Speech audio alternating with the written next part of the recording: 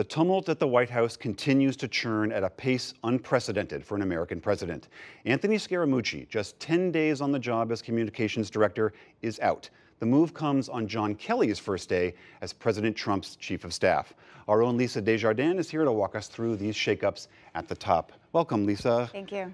Pretty dizzying set of days here. Walk us through the timeline of how we got here. All right, to do that, let's go way back to 10 days ago.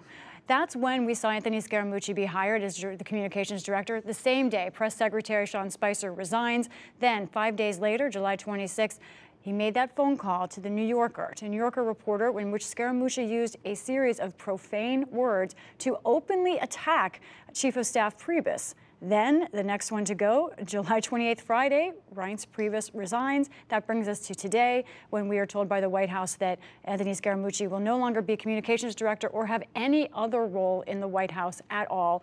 Now, for Scaramucci, this comes as the sale of his company is still an open question. That's still working through regulatory process, and it's not clear what's going to happen with him and that.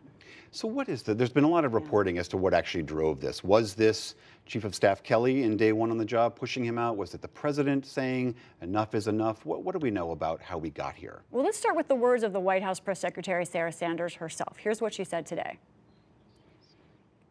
The president certainly felt that Anthony's comments were inappropriate for a person in that position, and he didn't want to burden General Kelly also with that line of succession, as I think we've made clear a few times over the course of the last couple of days to several of you individually. But General Kelly has the full authority to operate within the White House, and all staff will report to him. In other words, it was both. And that last line was really important, William. She's saying all staff will report to Kelly. That includes Ivanka Trump, Jared Kushner, Steve Bannon, all the advisors, she said, now report to him. In your sense, does this really matter? How important is this kind of a shakeup? Right, clearly a tempest is a tempest that's going to last and be important. I think the takeaway here for me as I look at this White House is the four key positions that you have year in, year out at the White House: Chief of Staff, Press Secretary, Communications Director, and your National Security Advisor. Those are the positions that keep changing at this White House. They are not stable. What is stable? These advisors like Jared Kushner or Steve Bannon, whose jobs, it's not really clear what they are. Now, that might work for this president, it seems to, but it's a real problem for his cabinet officials and for agencies in Washington. All right, Lisa Desjardins, thanks so much.